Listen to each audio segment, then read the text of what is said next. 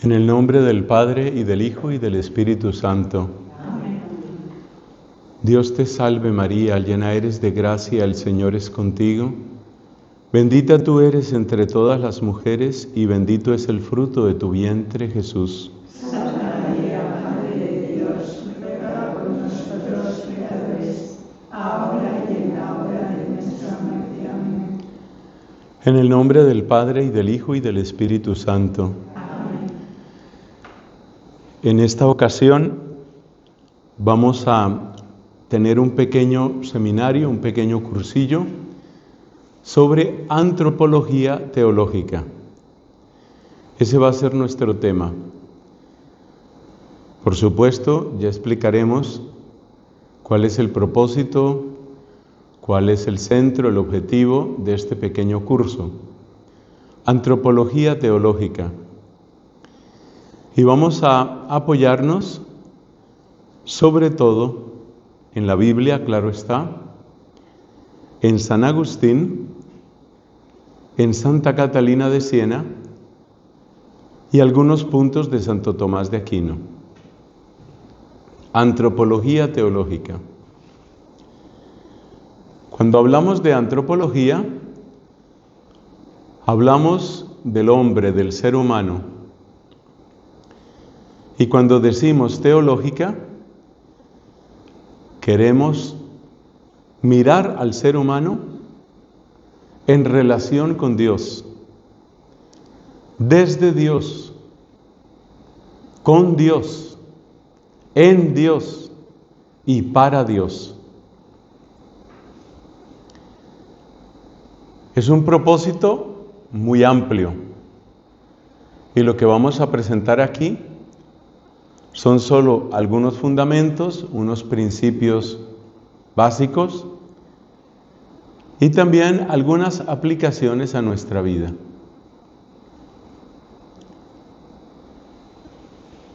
¿De dónde sabemos nosotros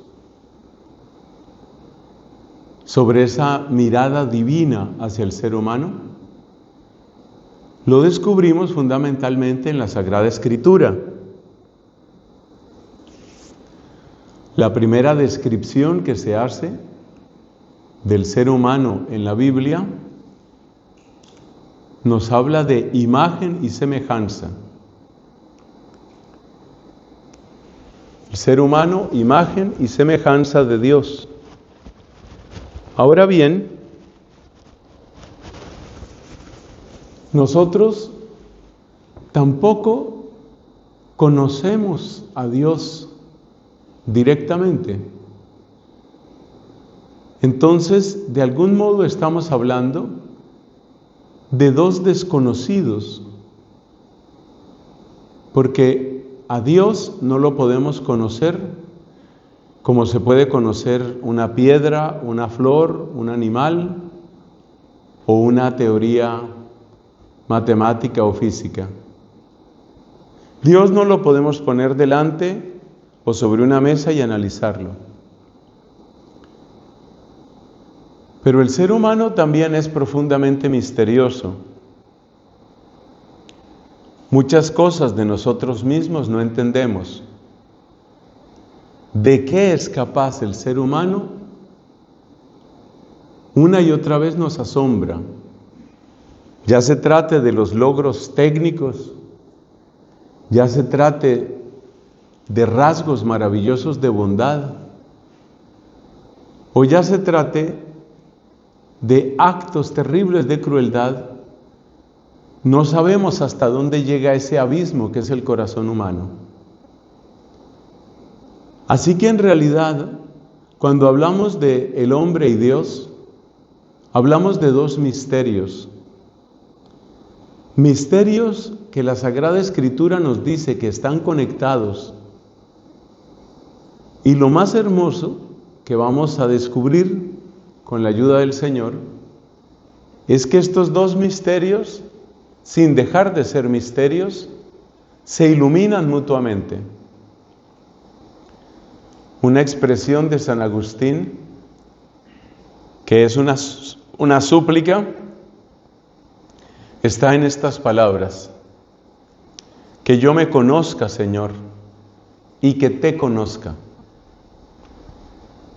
Esa expresión en latín se dice noverim me, que me conozca, noverim te, que te conozca. Porque en la interrelación entre esos dos misterios,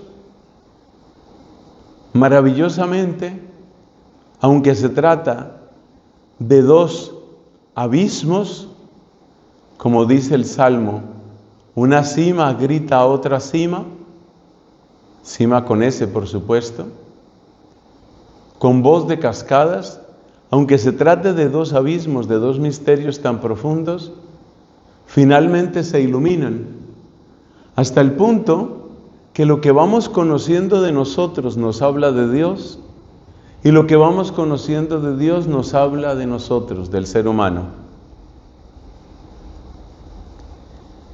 Esta relación entre el conocimiento de Dios y el conocimiento del hombre la presenta Santa Catalina como la base de toda vida espiritual. El conocimiento de sí mismo en Dios y el conocimiento de Dios en uno mismo.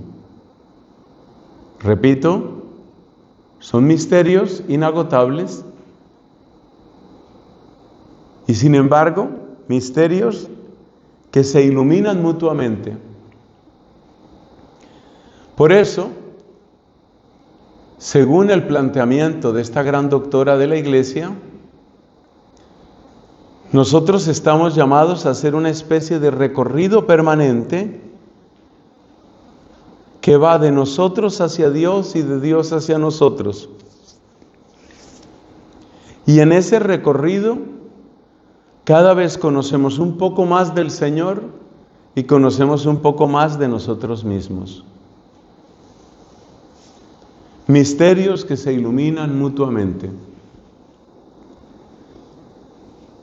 Descubrirnos imagen de Dios es descubrir lo mejor y más bello que se puede decir de nuestra dignidad. Pero también descubrirnos imagen de Dios es descubrir el escándalo y la gravedad del pecado.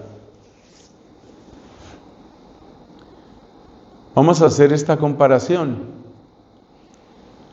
Sabemos que el oro es considerado un metal preciosísimo.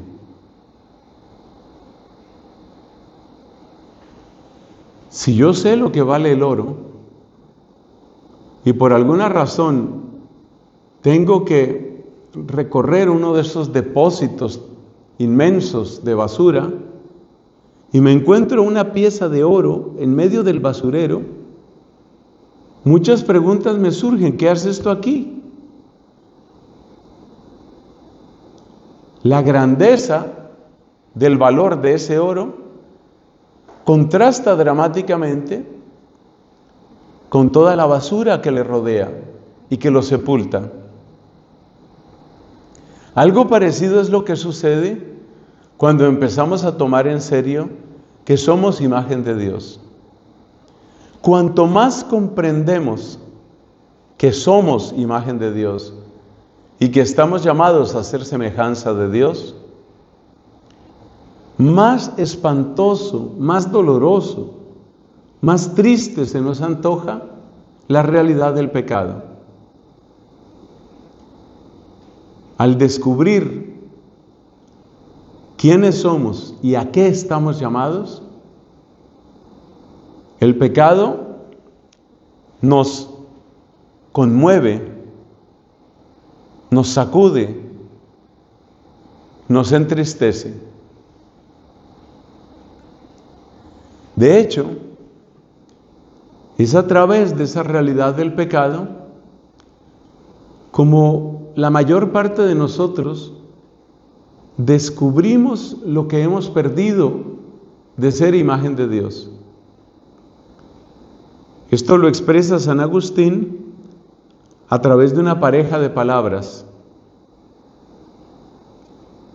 Miseria que descubre y que revela nuestra condición de pecadores,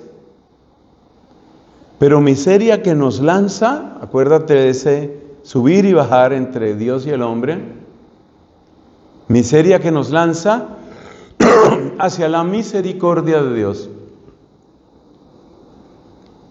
Entonces se puede decir que entre nuestra miseria y la misericordia está una danza perpetua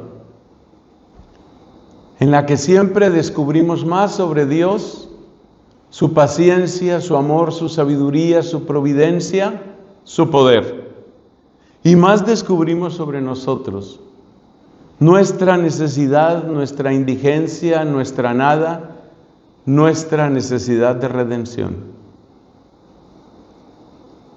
Esto quiere decir que la antropología teológica, bien comprendida, siempre tiene la estructura como de un diálogo que no cesa, un diálogo permanente entre Dios, el ser de Dios, el actuar de Dios y nosotros, la manera como actuamos, la manera como somos. La antropología teológica nos presenta la vida humana como un diálogo inagotable, una conversación que no termina, una conversación que tendrá su plenitud deseablemente en la gloria del cielo. Además es muy bello hablar de conversación, porque la conversación necesita de palabras. Pues la conversación que nosotros tenemos con Dios no necesita de palabras en plural, sino de una sola palabra, el Logos.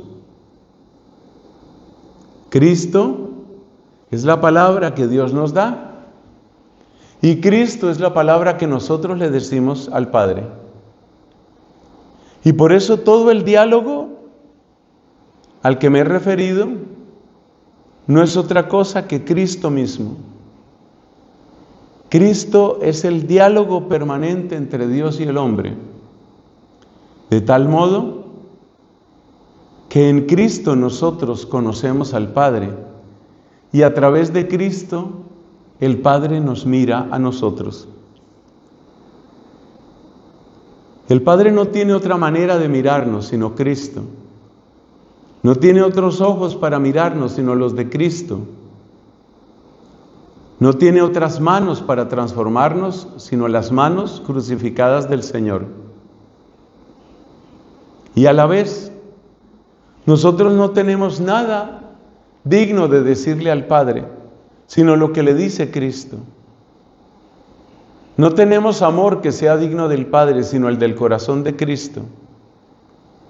Y nada valioso tenemos para entregarle, sino el sacrificio de Cristo.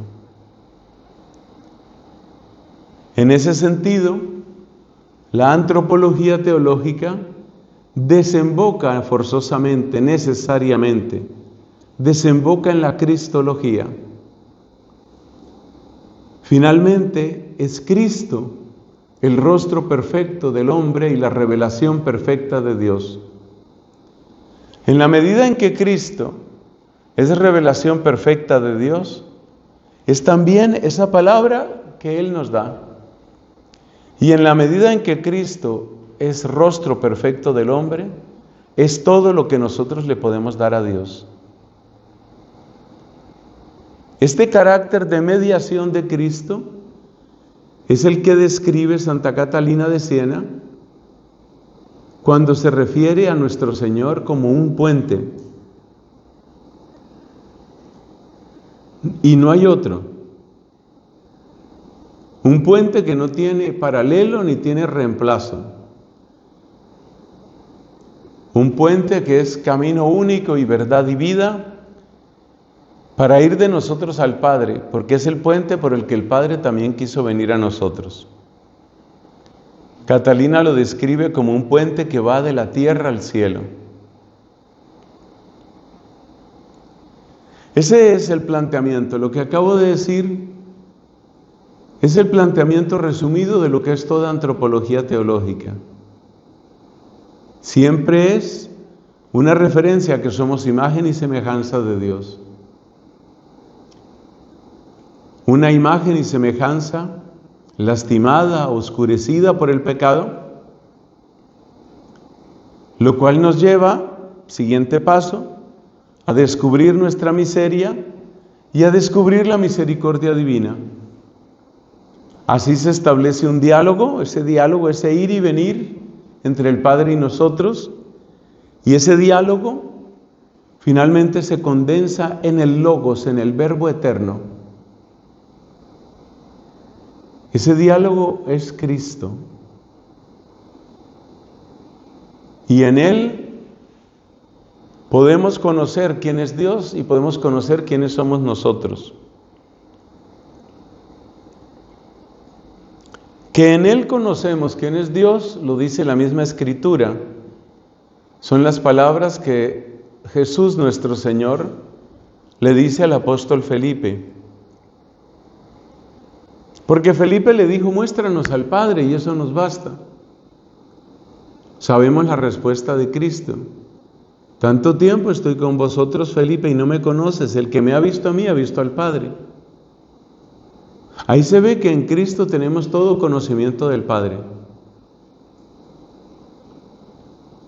Pero que en Cristo podemos conocernos nosotros, lo espigamos de la Sagrada Escritura y lo dice de manera muy bella el Concilio Vaticano II en la Constitución Gaudium et Spes. Lo dice en una frase que gustó siempre mucho al Papa San Juan Pablo II. La frase es: Cristo revela el hombre al hombre. Entonces Cristo revela a Dios y toda la teología está en los ojos y el corazón de Cristo. Pero Cristo revela al hombre y toda la antropología está en los ojos y en el corazón de Cristo. Ese es el resumen de este hermoso tema. Ahora entraremos un poco más en detalle en el daño que causa el pecado para descubrir el bien que trae la redención. Porque eso también nos lo enseñó el Papa San Juan Pablo II y que va en la misma línea de esa dinámica que he dicho, que es de ida y vuelta entre el hombre y Dios. ¿A qué me refiero? Me refiero a una frase de este Papa, de este gran Papa, que dice: cuando se pierde la noción del pecado, se pierde la noción de la gracia. No se puede apreciar la redención, que es la expresión máxima del poder de Dios, sin conocer la obra del pecado, que es la expresión máxima del daño de las tinieblas en nosotros y de la obstinación y torcimiento de nuestras potencias y facultades. Por eso la antropología teológica tiene que mirar necesariamente la realidad del pecado. Sin esa clave, empezamos a idealizar lo humano. Así, por ejemplo, nos encontramos a un pensador como Juan Jacobo Rousseau. Él no quiere hablar del pecado. Entonces termina diciendo cosas como su frase conocidísima o su pensamiento conocidísimo: el hombre nace bueno, la sociedad lo corrompe. Una frase que puede resultar atractiva, pero que a poco de analizarla se revela absurda. ¿Qué es la sociedad? Pues la sociedad son otros seres humanos. Y si cada uno de esos nació bueno, ¿de dónde viene el mal? Qué fácil, qué cómodo le resulta a Rousseau afirmar la sociedad. ¿La sociedad qué es?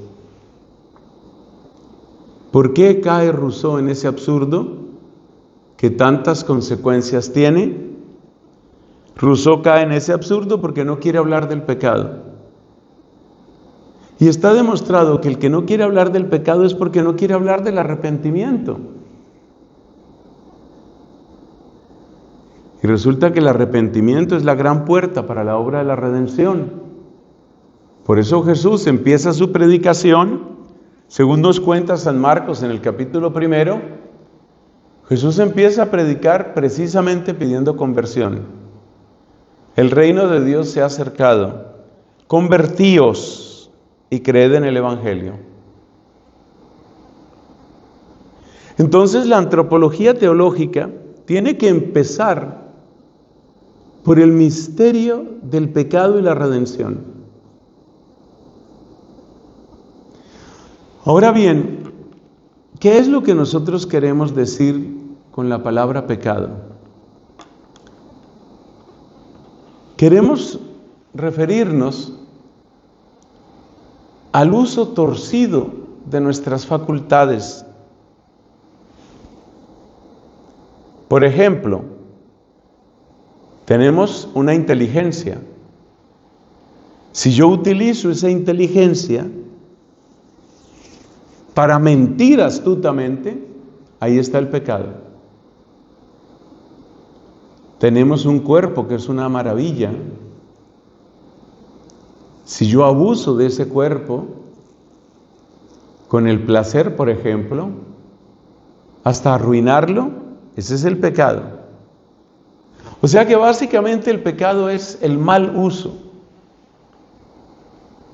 El mal uso de lo que tenemos y somos. Ese es el pecado. Y si hablamos de un mal uso, es porque había un buen uso. De ese buen uso nos habla la Escritura. ¿Cuál es el buen uso? El buen uso de lo que tenemos y somos lo describe la Escritura en nuestra manera de relacionarnos con Dios, con el prójimo, con la naturaleza y con nosotros mismos. ¿Qué era lo que quería Dios que fuera nuestra relación con Él? Una relación de amor, de gratitud, que nosotros nos sintiéramos y fuéramos sus hijos. ¿Cuál era la relación que quería Dios entre nosotros y el prójimo? Como hermanos. ¿Cuál era la relación que Dios quería con la naturaleza? Como jardineros. Luego explicamos un poquillo eso. ¿Y cuál era la relación que Dios quería con nosotros, de cada uno consigo mismo? Pues en la humildad y el ejercicio de esa inteligencia, esa voluntad y esa memoria, que son las potencias del alma según San Agustín, para alcanzar una plenitud.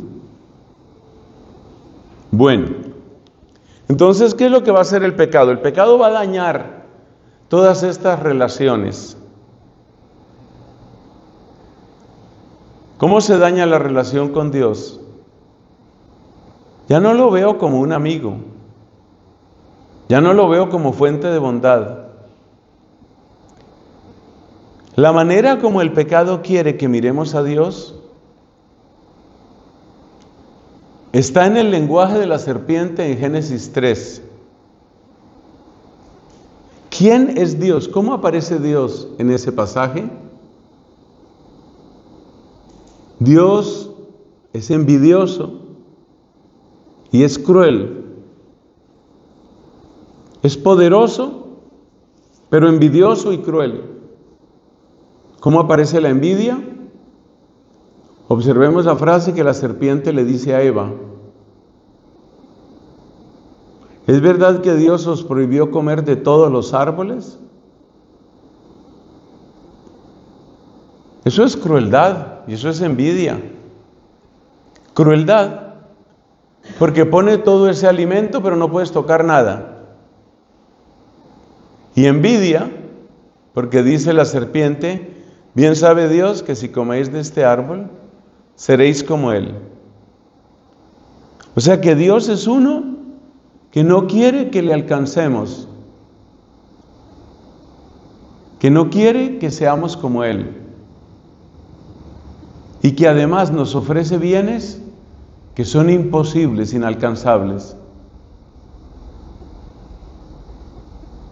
Dios envidioso y Dios cruel. Entonces Dios no es amigo, ni padre, ni fuente de bondad, sino solo prohibición, crueldad, egoísmo, envidia. Con ese lenguaje blasfemo, el enemigo malo destruye la relación entre el hombre y Dios. Y ese es el camino por el que el enemigo malo introduce la gran mentira. La gran mentira es que tienes que escoger entre ser obediente o ser feliz. Esa es la gran mentira. Y de esa manera se daña la relación con Dios.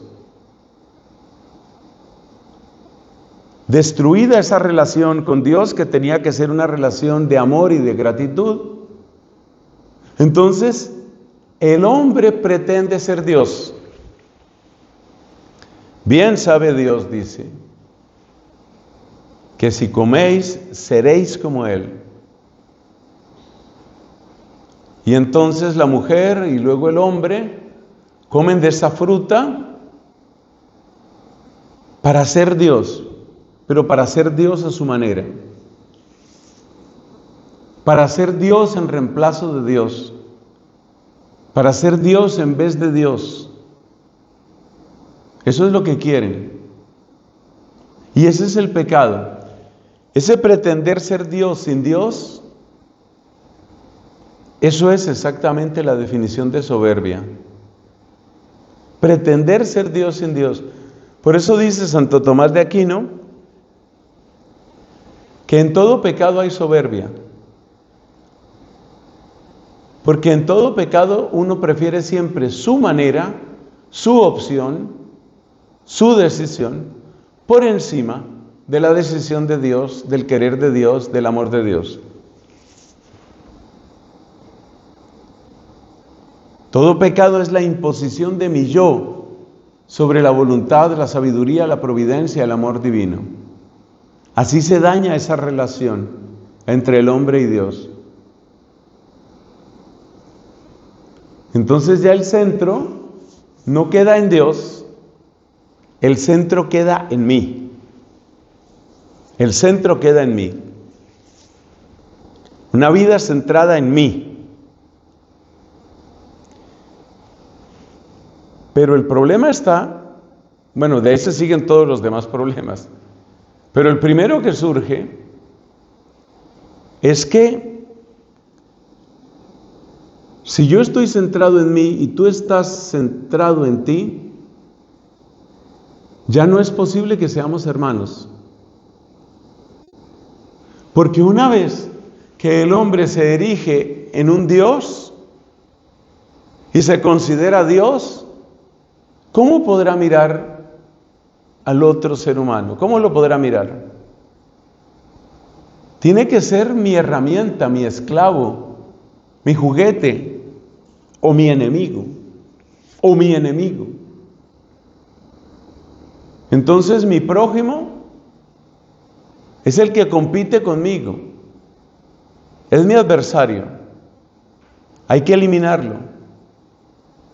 O tal vez puedo manipularlo y se convierte en una herramienta para provecho mío y para gloria mía y para placer mío. O tal vez es un juguete para entretenerme,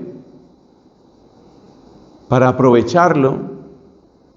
Tal vez es un juguete, como sucede en la prostitución, en la pornografía.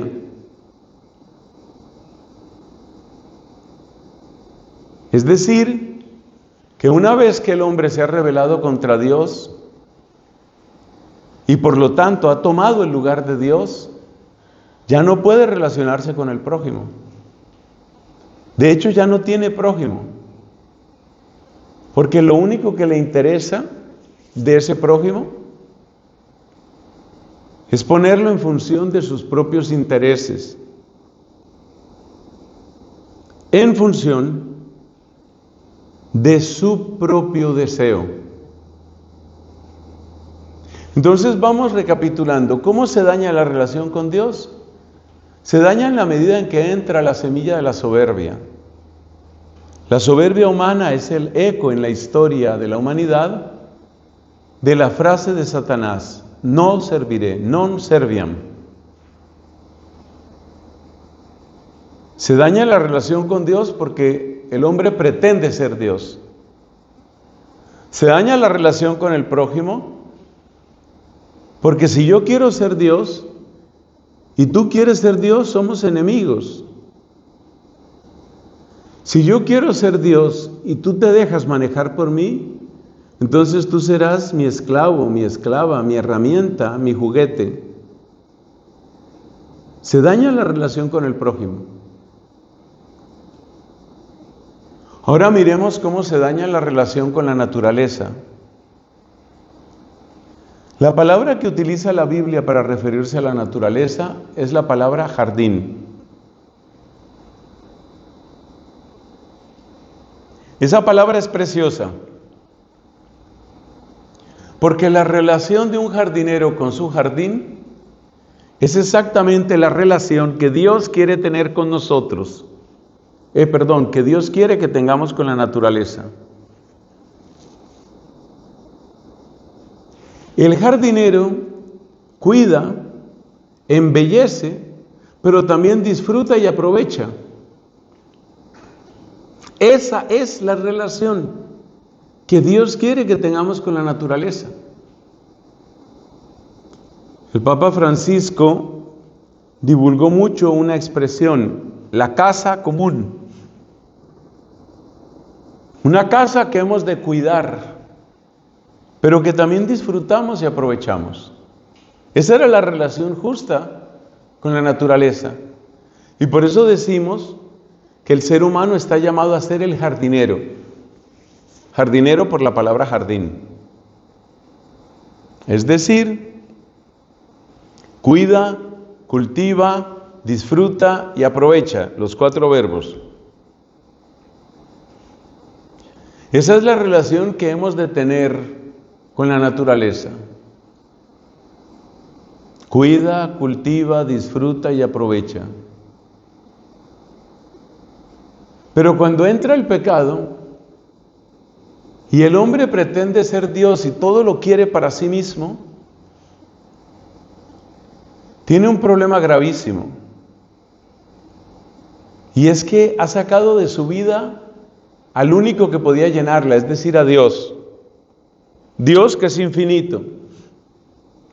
Al sacar al Dios infinito de su vida, el hombre pecador tiene un vacío infinito, imposible de llenar. Y por eso se vuelve ávido hasta el absurdo. Pretende llenarse con más y más y más cosas. Por ejemplo, más y más y más dinero, más y más y más placer hasta arruinar su cuerpo. Pensemos en cuántas personas tristemente han dañado su vida por excesos en la bebida o en las drogas o en el licor o en el sexo o en lo que sea. Entonces, la relación con la naturaleza queda trastornada completamente, de 2 modos. Un modo es la explotación absurda, irracional, que es lo que denuncia el Papa Francisco en su encíclica Laudato Si. La explotación absurda de la naturaleza. Irresponsable, como si la naturaleza fuera una cantera inagotable, hasta destruir la casa. ¿Por qué se da esa destrucción de la casa? Por el intento vano de saciarse. A ver si logro tener más riqueza y más riqueza. ¿Y por qué quieres tanto dinero? ¿Por qué quieres tanta riqueza material?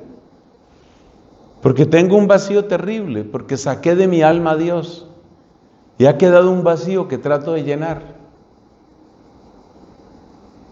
La relación entonces con la creación, con la naturaleza, queda completamente trastornada.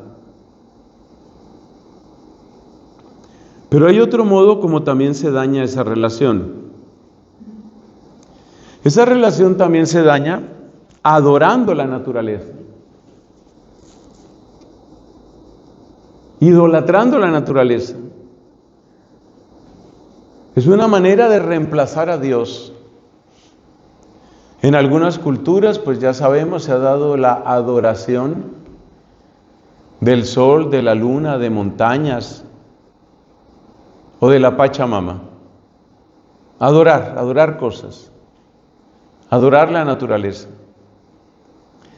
Detrás de esa adoración de la naturaleza hay el deseo de que algo reemplace a Dios. Pero también con bastante frecuencia hay un deseo de poder. El deseo de dominar las fuerzas de la naturaleza, de tal manera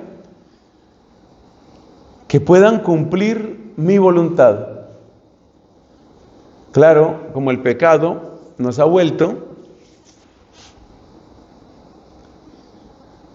pretendido que seamos una especie de dioses,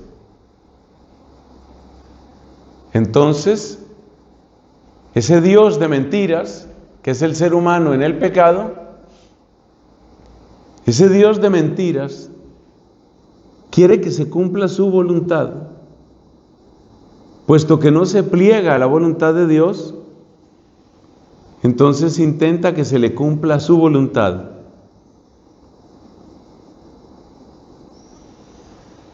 Y este es el origen de la magia.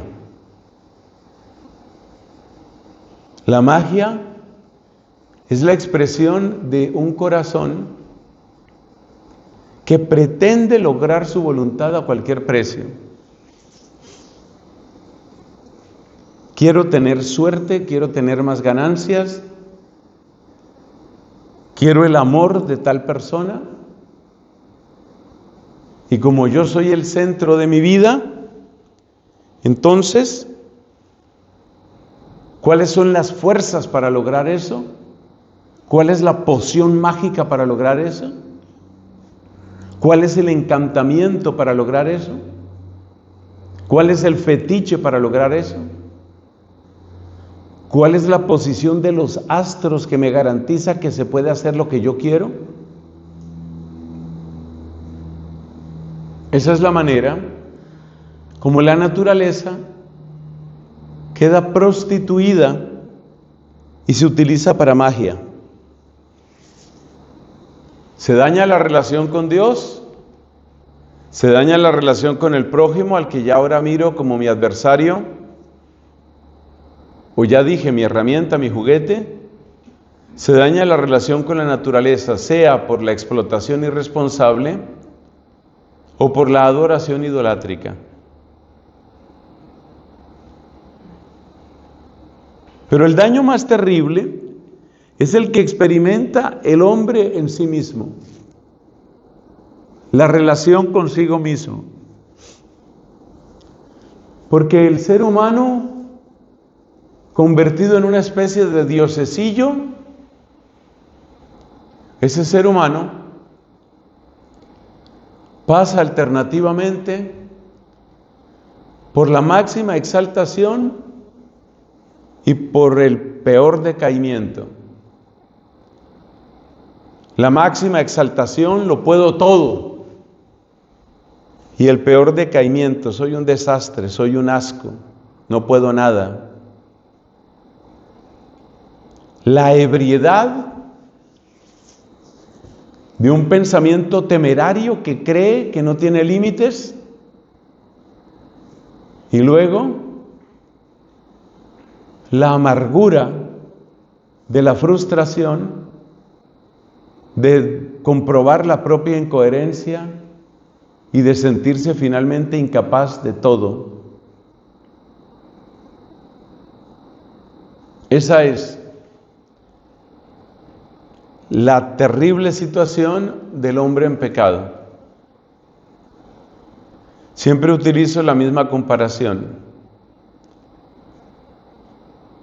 Muchos hemos tenido la experiencia de tomar un cable, un hilo, por ejemplo, de metal, puede ser hierro, puede ser acero, que no sea demasiado grueso para que puedas hacer este experimento. Lo subes y después lo bajas, y después lo vuelves a subir y después lo vuelves a bajar. Cuando tú haces ese ejercicio varias veces, finalmente se rompe, se revienta. Basta con que tengas suficiente fuerza para hacer esos dos movimientos y al repetirlos muchas veces, rompes cualquier cable. Así tenemos al ser humano roto, porque sube en la embriaguez de su soberbia y baja en la tristeza de su frustración. Y pasa de un día a otro, y a veces en el transcurso de unas pocas horas, de la sensación de que me lo merezco todo, no merezco nada. Lo puedo todo, no puedo nada. El mundo tiene que estar a mis pies, yo estoy en el basurero del mundo. Sube y baja. Es un juego satánico que finalmente nos revienta, que finalmente nos destroza. De hecho, esa es la manera como el demonio juega con el pecador, pasándolo de la soberbia a la desesperación y de la desesperación a la soberbia, hasta que finalmente, frustrado, confundido y oscurecido, pretende encontrar descanso con la eutanasia, con el suicidio, que se acabe todo, que se mueran todos. Eso es lo que quiere el enemigo. Porque no pudiendo atacar a Dios, ataca a su imagen, que somos nosotros. Bueno, ahí tenemos el resumen de lo que hace el pecado. Destruye la relación con Dios, mirándolo con desconfianza, tratándolo como un extraño, como un enemigo. Destruye la relación con el prójimo, que no puede ser realmente mi hermano ni mi amigo. Es mi competencia, es mi adversario, o si no, es herramienta, es juguete. Destruye la relación con la naturaleza.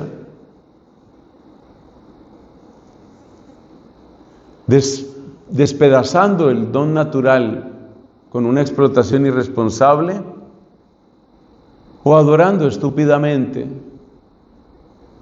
a las mismas fuerzas naturales convertidas en ídolos. Y así, destruida esa relación con Dios, con el prójimo y con la naturaleza, el hombre se vuelve imposible de comprender para sí mismo. No entiende nada.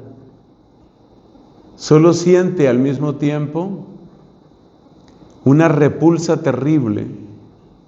Dice Catalina, se vuelven insoportables para sí mismos, no se aguantan, no se entienden. Pero como han perdido a Dios, entonces, pues no les queda otro camino que seguir en el juego ese diabólico que les va rompiendo y rompiendo. Y así se van rompiendo las personas por dentro, se van rompiendo las parejas que no duran, se van rompiendo las familias, se va rompiendo la sociedad.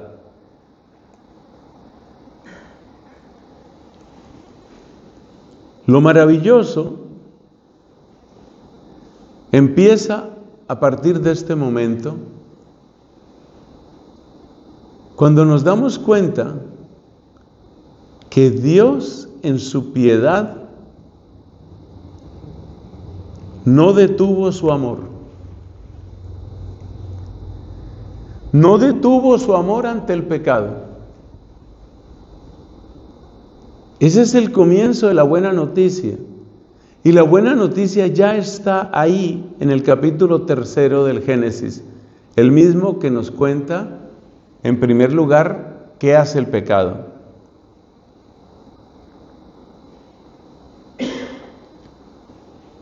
Porque efectivamente,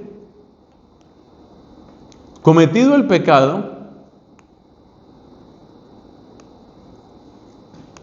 Dios lanza una pregunta.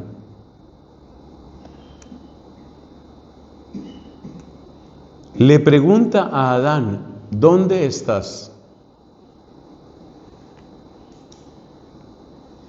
Luego le pregunta a Eva, ¿qué has hecho? Estas dos preguntas reflejan perfectamente el comienzo, el germen de la misericordia. Porque esas dos preguntas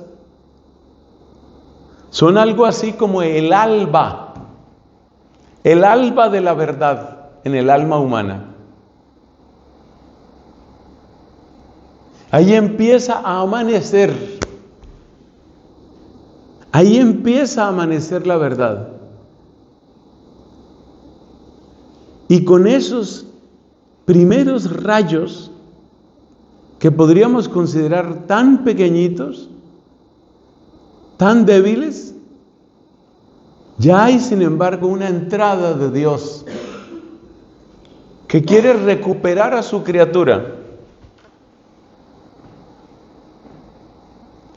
Porque la salvación empieza por la verdad, así como la perdición empezó por la mentira.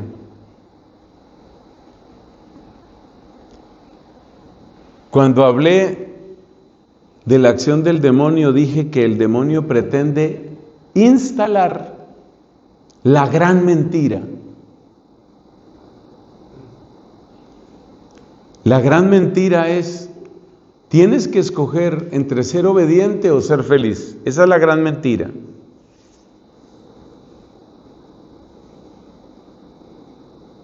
Entonces, si la perdición empieza por la gran mentira, la salvación empieza por la verdad. Y el camino para la verdad es el que empieza a abrir Dios con esas maravillosas preguntas. ¿Dónde estás? ¿Qué has hecho? Esas preguntas las amo tan intensamente porque esas preguntas son la esencia de todo examen de conciencia. ¿Dónde estás? ¿A dónde has llegado? Esa pregunta, en su sentido más profundo, nos invita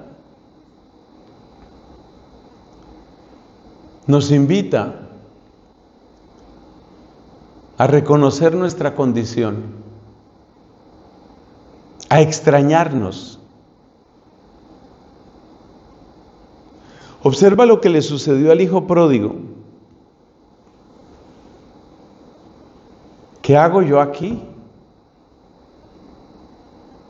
¿Qué hago yo aquí con hambre de comida de cerdos?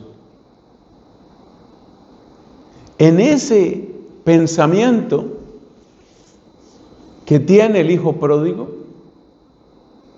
tenemos como un eco de la pregunta que Dios le hace a Adán: ¿dónde estás? ¿Por qué? Porque en esa pregunta está la extrañeza. ¿Qué hago yo aquí? Recordemos lo que significa el cerdo para los judíos. Rodeado de cerdos, sirviendo a los cerdos y con hambre de comida de cerdo. ¿Qué hago yo aquí? En muchas conversiones uno puede escuchar el eco de esa pregunta. Muchas personas que han pasado por vicios terribles, cuando tienen un proceso de conversión, llegan a esa pregunta. O mejor dicho, cuentan que llegaron a esa pregunta. Creo que varios hemos conocido historias de conversión así. Historias que nos impactan muchísimo. Entre tantas historias, yo creo que las que más me impactan son las de aquellas personas que estuvieron metidas en el negocio, porque es un negocio del aborto. Hay una mujer que cuenta públicamente su testimonio. Yo la pude conocer en persona hace unos meses, o será más de un año. El nombre de ella es Patricia Sandoval, mexicana de nacimiento, radicada en los Estados Unidos de América. Ella se practicó varios abortos, lo cuento así porque ella lo ha dicho en público muchas veces. Y ella trabajaba en la industria del aborto. Pero hubo un día, bendito día, en que ella pudo ver algunos de estos restos humanos y pudo extrañarse. ¿Qué hago yo aquí? En este altar de la muerte, ¿qué hago yo aquí? O la pregunta que le hizo Dios a Eva: ¿qué has hecho? Pues acabo de ayudar a matar a este ser humano. Entonces esas preguntas ya son misericordia. Ojo con eso. Esas preguntas ya son misericordia. Porque esas preguntas son el comienzo del alba de la verdad en el alma. Por ahí empieza la misericordia. Y por eso la misericordia hay que situarla ya desde el capítulo 3 del Génesis. Pero hay más. Porque resulta que Dios le pregunta a Adán, Dios le pregunta a Eva, Dios no le pregunta a la serpiente. Ese dato es muy importante. No hay conversación entre Dios y la serpiente. Esa serpiente que luego el libro del Apocalipsis identifica expresamente con el diablo y Satanás, esa serpiente, ese ángel caído, ha sellado para siempre su destino.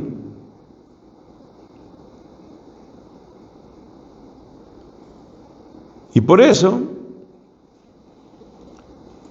lo único que le dice Dios a la serpiente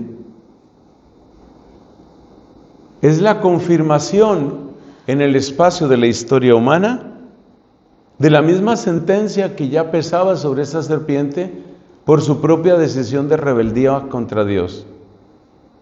No hay diálogo. Ese dato es muy importante, porque sí hay diálogo entre Dios y el varón, sí hay diálogo entre Dios y la mujer, No hay diálogo entre Dios y la serpiente. Con la serpiente no se dialoga. Solo se reconfirma la sentencia en contra de la serpiente en el espacio de la historia humana.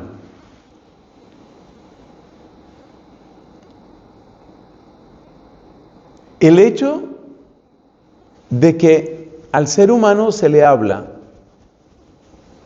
tanto al hombre como a la mujer, y a la serpiente no se le habla, está indicando claramente en dónde está el enemigo. El enemigo del hombre no es la mujer.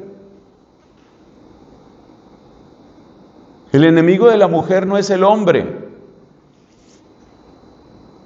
Al señalar al enemigo, Dios está teniendo un segundo acto de misericordia.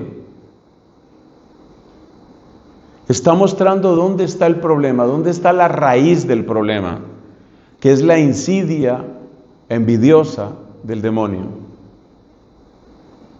Ahí tenemos un segundo acto de misericordia.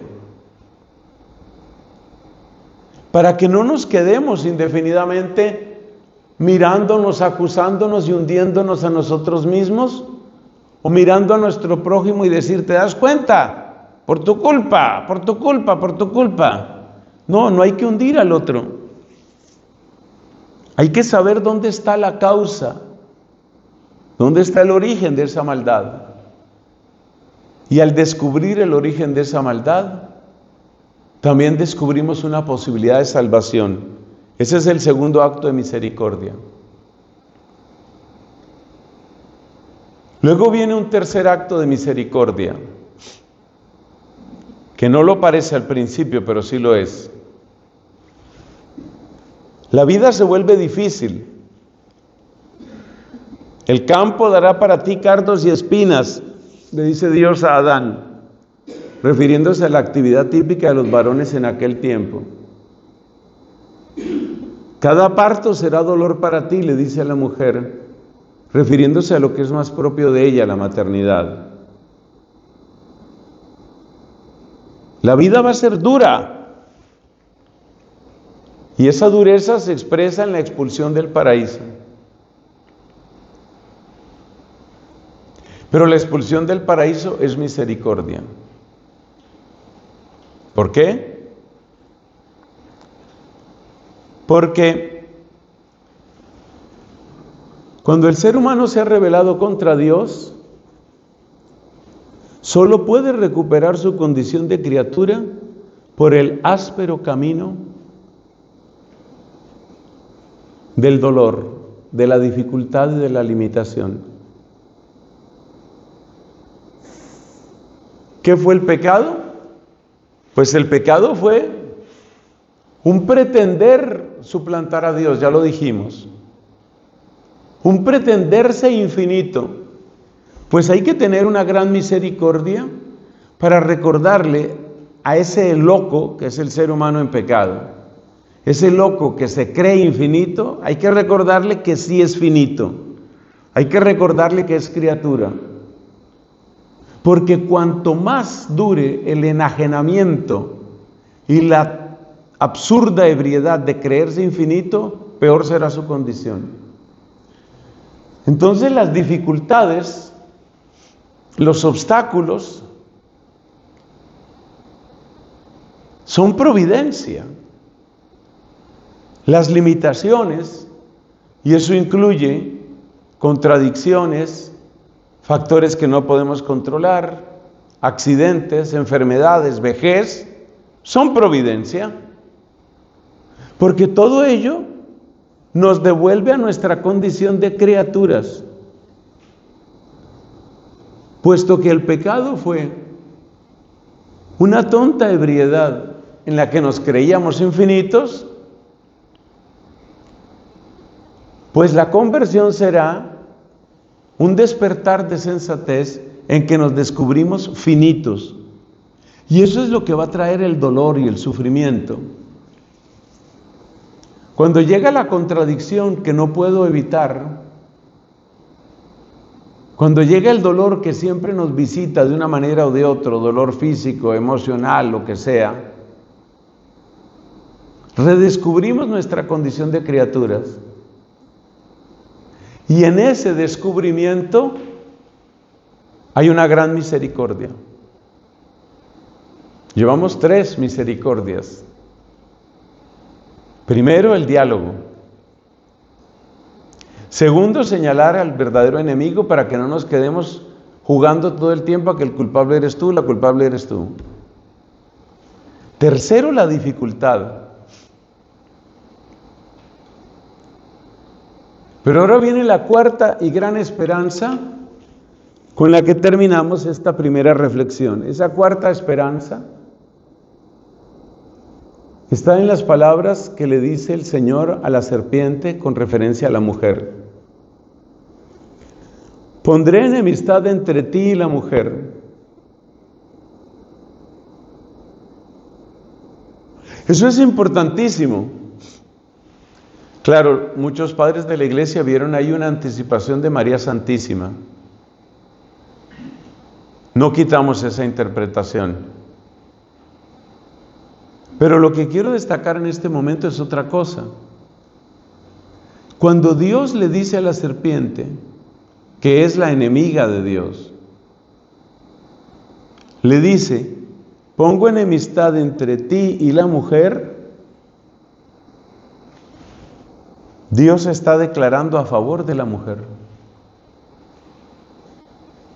y de la descendencia de la mujer. Porque la razón por la que la serpiente atacó primero a la mujer, sabiendo que así se llevaría también por delante al varón, es porque en la mujer están las fuentes de la vida. Entonces, cuando Dios dice, pongo enemistad entre ti y la mujer, Dios se declara a favor de la mujer y Dios se declara a favor de la descendencia de la mujer. Y eso es una maravilla. Eso es una maravilla. De hecho, esa es la gran esperanza. Que Dios se ha declarado a favor de la mujer, la ministra de la vida, y a favor de la descendencia de la mujer, pues que es la humanidad entera, porque todos somos hijos de mujer. Así pues, ¿qué hemos visto en esta primera conferencia? Hemos visto de qué trata la antropología teológica, cómo se trata de 2 misterios que se iluminan mutuamente y cómo debemos conocerlos en relación. Hemos visto cómo todo ello se condensa en la persona adorable de Jesucristo. Y luego nos hemos dado cuenta que para entrar en esa relación entre Dios y el hombre es necesario hablar del pecado. ¿Por qué? Porque nada muestra tanto el poder y la compasión y la sabiduría y la providencia de Dios que la redención. No es la única puerta, pero es la más luminosa cuando se trata de saber de Dios. Por eso hemos hablado del pecado y cómo el pecado arruina las relaciones con Dios, con el prójimo, con la naturaleza y con uno mismo. Finalmente hemos hablado de la entrada de la misericordia, apoyándonos en el texto de Génesis 3. Y hemos visto 4 misericordias, que me permitiréis que repita las preguntas. Mostrar el origen para que no te quedes dando vueltas solo entre la humanidad. Conducirnos hacia una vida difícil. Eso es amor. Porque en esa vida difícil está el redescubrimiento continuo de nuestra condición de criaturas. Y por último, declararse a favor de la mujer y de la descendencia. En todo ello hay una tremenda providencia y misericordia de Dios. Gloria al Padre y al Hijo y al Espíritu Santo.